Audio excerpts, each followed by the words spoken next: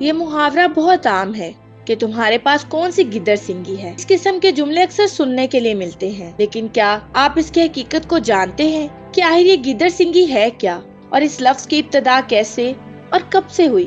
حالانکہ گیدڑ تو ایک جانور کا نام ہے، آئیے اپنے موضوع کی طرف بڑھتے ہوئے ان حیرت انگیز انکشافات سے پردہ اٹھاتے ہیں۔ انسان اپنی ابتدا سے ہی ہمیشہ کسی نہ کسی ایسی چیز کی تلاش میں رہا ہے جو اس کو ابدی زندگی دے دے یا پھر دنیاوی کامیابی اور بہت سارا پیسہ دے دے، جس کی مدد سے وہ طاقت اور اقتدار حاصل کر سکے۔ گیدڑ سنگی بھی ایک ایسی ہی جادوئی چیز کو کہا جاتا ہے جس کے متعلق کہا جاتا ہے کہ اس کے حامل شخص کو کسی قسم کے چلے کاٹنے کی ضرورت نہیں ہوتی۔ اس کے پاس اس گیدڑ سنگی کے سبب دنیا کی ہر نعمت خود ہی کھینچی چلی آتی ہے اور ہر قسم کے برے اثرات اور جادو سے اس فرد کو محفوظ رکھتی ہے۔ ایسی مافوق الفطرت اشیاء کی تلاش کرنے والے اس گیدڑ سنگی کو عموماً ایسے علاقوں میں تلاش کرتے نظر آتے ہیں جہاں جنگلات میں گیدڑ پائے جاتے ہیں۔ گیدڑ سنگی کے متعلق جاننے والوں کا یہ کہنا ہے کہ یہ حقیقت میں سینکڑوں گیدڑ میں سے کسی ایک گیدڑ کے سر پر پایا جاتا ہے۔ گیدڑ کے دونوں کانوں کے بیچ میں یہ ایک سینگ نما ساحت ہوتی ہے جو کہ ایک تاج کی طرح اس کے سر پر بڑھتی جاتی ہے۔ ماہرین اس گیدڑ سنگی کو باقاعدہ ایک خاص طریقے سے گیدڑ کے جسم سے جدا کر کے سندور میں رکھ دیتے ہیں۔ اس کے اصلی ہونے کی ایک نشانی یہ بھی ہوتی ہے کہ اس سندور میں رکھے رکھے اس کے حجم میں اضافہ ہوتا رہتا ہے۔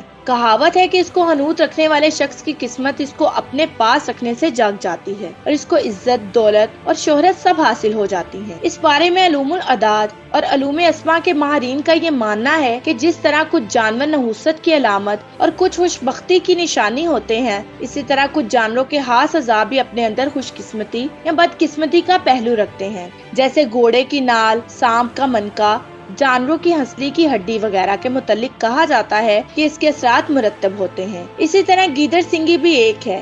علم سمیات اور عاملین کا ماننا ہے کہ گیدڑ سنگی اپنے آپ میں ایک ایسا جیتا جاگتا طلسم ہے جس کے لیے کسی پڑھائی، چلے یا عمل کی ضرورت نہیں پڑتی۔ جس کے پاس اصلی گیدڑ سنگی ہوگی اس کو ہر طرح سے مالی مدد حاصل ہوگی۔ زیورات یا نقدی کے سیف میں گیدڑ سنگی رکھی جائے تو وہ مزید بڑھیں گے، دولت اور کاروبار میں ترقی ہوگی، گمشدہ مال مل جایا کرے گا، غیب سے ہر طرح کی مدد اور خوشحالی حاصل ہوگی، دولت آنے کے ہر ذریعے میں کامیابی ہوگی، لاٹری، بانڈ، جوا، سٹا، کاروبار میں کامیابی ہوگی۔ البتہ سائنس اور بایولوجی گیدڑ سنگی کے منفی اثرات کو نہیں مانتے۔ ماہر حیوانیات کے مطابق گیدڑ سنگی ایک بیماری کی وجہ سے پیدا ہوتی ہے۔ یہ ایک ٹیومر ہوتا ہے جو کبھی کسی گیدڑ کے سر میں نکل آتا ہے۔ اس کو گیدڑ کے سر سے الگ کرنے پر اس کے بڑھنے کی وجہ یہ ہوتی ہے کہ ٹیومر پیدا کرنے والے بیکٹیریا اس سنگی میں موجود ہوتے ہیں جو ایک دوسرے کو کھا کر بڑھتے رہتے ہیں، اور جس سے محسوس ہوتا ہے کہ گیدڑ سنگی بڑھ رہی ہے۔ اس کی 10 مختلف اقسام ہیں جن میں سام گیدڑ سنگی، چھپا گیدڑ سنگی، لنگ گیدڑ سنگی، کاما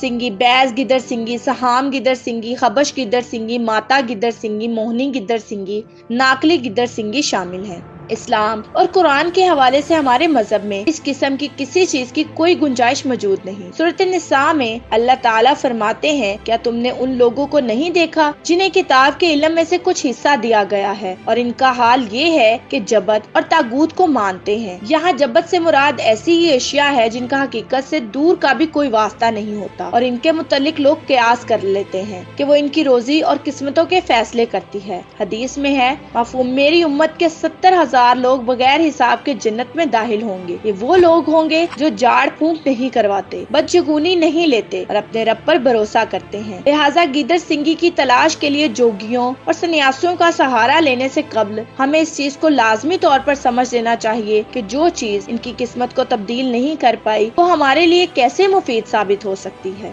میں امید کرتی ہوں کہ میرے ناظرین کے لیے آج کی ویڈیو بہت انفارمیٹیو رہی ہوگی، اور اگر آپ چاہتے ہیں کہ ہم ایسے ہی آپ کے ساتھ اہم موضوع شیئر کرتے رہیں تو ہمارے چینل کو لائک، شیئر اور سبسکرائب کرنا مت بھولیں، اور ساتھ ہی ساتھ بیل آئیکن بٹن کو ضرور پریس کریں تاکہ ہر نئی ویڈیو کا نوٹیفیکیشن آپ کو آپ کی اسکرین پر ملے۔ اب مجھے اجازت دیجیے، شکریہ، اللہ حافظ۔